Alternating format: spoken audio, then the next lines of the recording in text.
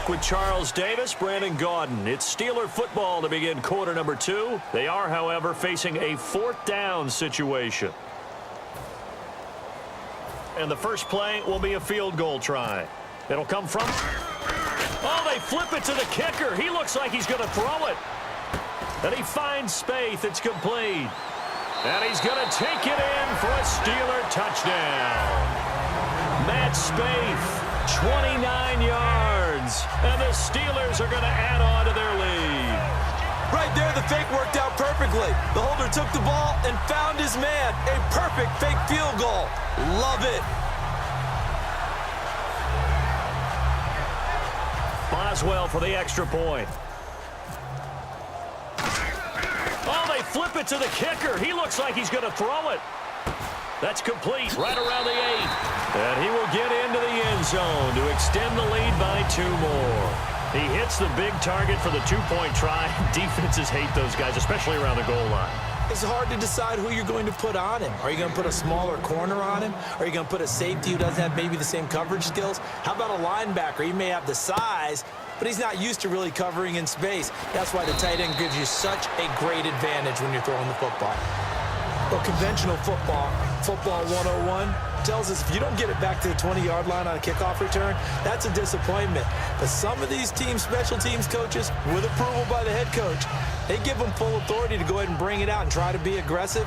Almost what we call the green light, red light theory. Green light means go, red light means stop. Looks like he had green on that play. Here come the Panthers now, set to take over on offense. And they'll be looking to atone for last time's mistake of fumbling inside the red zone. Certainly they don't want to do that again. And so much emphasis placed on red zone offense. I mean, you have periods devoted in practice just for that, because everyone knows how vital it is to put points on the board when you've entered that part of the field. And to come away with nothing, that's difficult for a team to handle. And difficult, and now we'll see if they can make it less difficult on themselves on this drive. They come up in an offset eye. On second down, they run with Stewart. And he'll lose yardage on this one back to the 13. He lost 2 there, and it's 3rd down.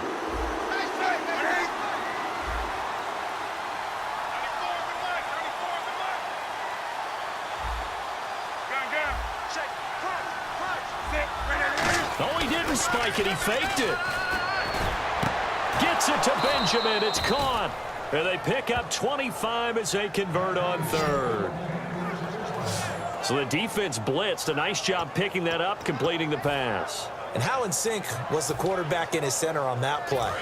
They saw the blitz, made the appropriate calls, got the line engaged, because now they know they're going to be extra guys coming at the quarterback, so they got their assignments down pat and kept them away from him, and he's able to step up in the pocket and fire one now for a really good strike. Not too many things get to a quarterback of this magnitude, but I think it's safe to say that pressure can get to any quarterback. Now, he's obviously a great franchise quarterback, but felt the pressure, threw it incomplete. Back to the air, Newton on second down.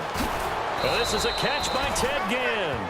That one good for 16, and the drive will continue. Well, clearly one of his advantages as a passer is his height. Sit back in the pocket, fired over the middle. That makes things tougher defensively, doesn't it? It really does, because your goal is to move the quarterback off his initial spot when he gets his drop back completed. But when you have that type of height, he can stay in there. If he's willing to take the hits and just fire over the top, which saves him time and actually completes a play a little bit quicker than it normally does, where a quarterback has to slide and find open space to throw. 22 yards on the pickup there. And it'll be 1st down, Panthers. It's nice to see Kelvin Benjamin back after missing the 2015 season with a knee injury, and look at him working in the middle of the field. Tough man coverage against him defensively. That's hard. You're asking a lot just because of size. That differential that he has in terms of being 6'5", can go over the top of people, can extend out wide against people. He's hard to deal with, and in the middle of the field, he provides a great target for his quarterback. Tremendous coverage there. Just did not catch the football and complete the interception. But what do they say all the time? If he had really good hands, he'd be playing offense. A play fake to Stewart. It's Newton. And the tight end Olsen, right side. And he'll get it down this time to the 17. It'll be a gain of 8 yards. And just like that, it's 3rd down. So much goes into a successful play, doesn't it? How about that play action there, freezing the defense just enough to bring the tight end free downfield for the completion.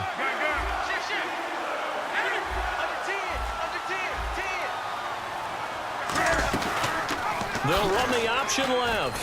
Stays on his feet. And they'll get him down right around the 16. He needed 2. He got 1. And that's going to leave him with 4th down and a yard. Anytime you decide to use your quarterback as a runner, most of the time when you design a play, you're expected to break a little bit bigger than this one, because when you run him on short gains, your risk-reward and him taking hits, I'm not sure that's the payoff they were looking for.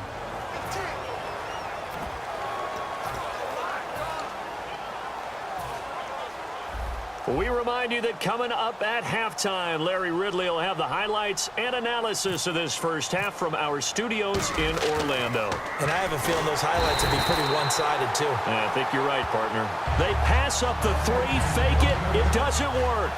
Well, there's 2 sides here. I guess you could pinpoint and look at the offense and say, oh, man, what a disaster. Hey, the defense, though, they came through. Preparation's the key to everything, and when you're on the defensive side of the ball and in special teams meetings, you prepare for plays like this, and in this case, they were actually able to win it. 7 yards on the pickup there, and it'll leave them with a 2nd and 3. Probably a bit of a surprise call there on first down, but how about a tone setter for the drive? Picking up nice yardage with the big man setting the tone physically. Now Roethlisberger to throw on 2nd down. Over the middle here to Brown. It's a pickup of 6 and good enough to move the chains. And connection number 1 there on the game, Roethlisberger to Boney Tony. Antonio Brown, that's what his high school teammates used to call him. I wonder what they would call him now. More muscular, more successful Boney Tony Brown, right? I'd say you're probably right. It may be all of that. They'll still call him Boney Tony, but Ben Roethlisberger calls him my number 1 target. And frankly, Brandon, we're talking about things I'm not sure we ever thought we'd talk about in the NFL, and a lot of that is the speed at the linebacker position. A lot of these guys in college, they were safeties. They moved them up to outside linebacker to combat the spread offenses, and now we're seeing it in the NFL. Those same guys using their speed to make plays in the backfield, similar to that one. No gain that time, and it leaves him with 3rd and 11 coming up. Well, that was better than the first go-around when he lost yardage, but still nothing there, and that sets up a 3rd and long. Tough spot here. Put it mildly. Sometimes I wonder if some of that old-school football should come back into play. You know what I would think here? Quick kick. Try and change field position, help out your team. And that's caught inside the 30. A big play there just before halftime. 42 yards. You know, when I see passes like that, I'm reminded of something you and I talked about yesterday. Big Ben was a wide receiver the first 3 years of high school, sitting behind the coach's son. And then he finally got that opportunity. I think he's made the most of it. It's always the coach's son, isn't it? But you know where it helps him? When he looks downfield, he knows what the receivers are going to do. He actually has wide receivers' eyes when he's throwing the ball. Marcus Wheaton was the one he was looking for. And that'll bring up 2nd down. All defenders get tired of hearing about their lack of hands and why they're playing defense instead of offense. But in this situation, it was the hands that made the play. Batting the ball away on an attempted touchdown pass. Excellent job. Way to knock it down. And not only did he drop it, he dropped it in the end zone. After all the preparation, all the practice, a play like that will absolutely break your heart. They had everything they wanted, just unable to complete it. In the end zone, a big-time drop. Now it's Roethlisberger. He'll set up the screen. This is Williams.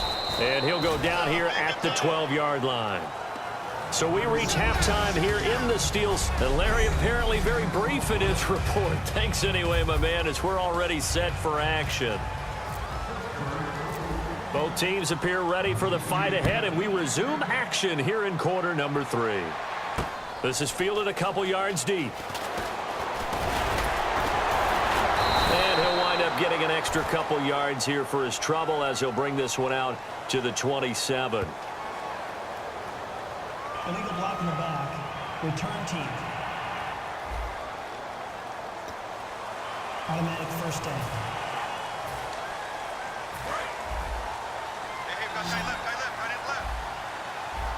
They come out 5 wide, 3 of them to the right side. Now it's Newton. Caught on the left side by Ginn.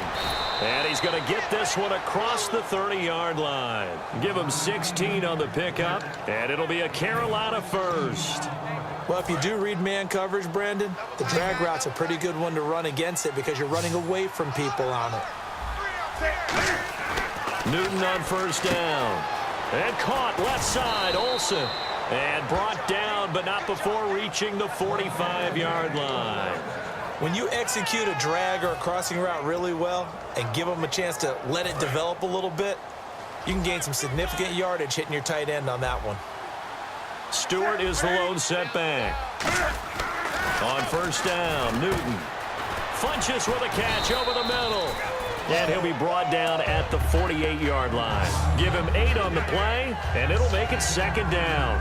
When you see zone defense and you know you've got a drag route on as your primary call, you've got to be really careful as a passer about how far you let your guy go because he might wander into some tough coverage. Now Newton looking for the tight end, Olsen, and it's intercepted. A great read, and it's picked off. Thought they had something going there to break that goose egg here in the second half, but to no avail. Hope was alive until that interception. What a terrific play, taking the ball away after it looked like they were starting a drive. And now that shutout still standing. You know that's something those defensive guys hold a lot of pride on, too. No doubt about it. They're excited about where they are in this game. And down inside the 15 he goes. They'll get 19 yards there. And the Steelers are going to have a first down. We can talk all we want about football being a game of strength and brawn. It's also a game of mismatches, and they're trying to create one there, getting it to their back out of the backfield to make a bigger play. As we often say, get it to him in space, let him use his leg. Yeah, if he can get a matchup against a linebacker or maybe a defensive end dropping out in a zone blitz, he's going to win that battle just about every time. Second down following the incompletion. On any passes in the middle of the field, anyone who's going after the football is going to be conscious that it's probably going to be contested and often physically. Sometimes that leads to drops. And he's in. Touchdown, Steelers. Le'Veon Bell from 13 yards out. And the interception by the Steeler D leads to a touchdown.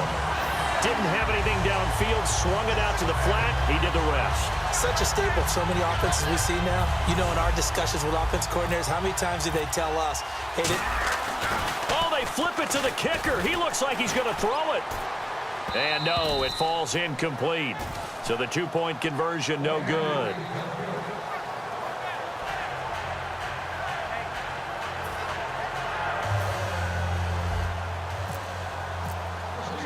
Boswell now to kick it away after the touchdown.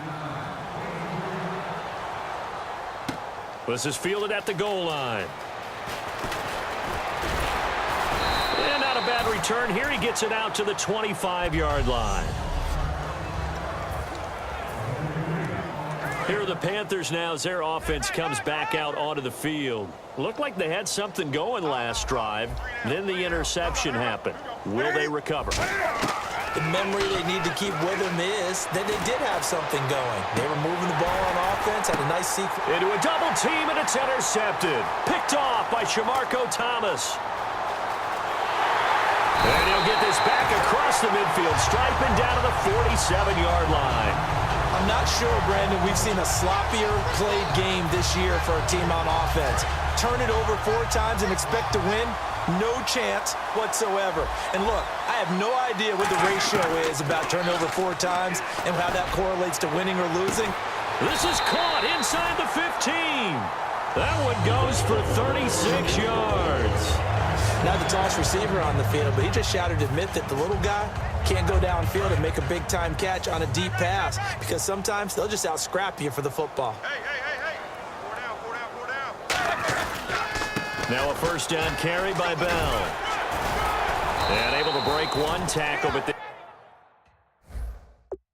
quickly brought down. But a nice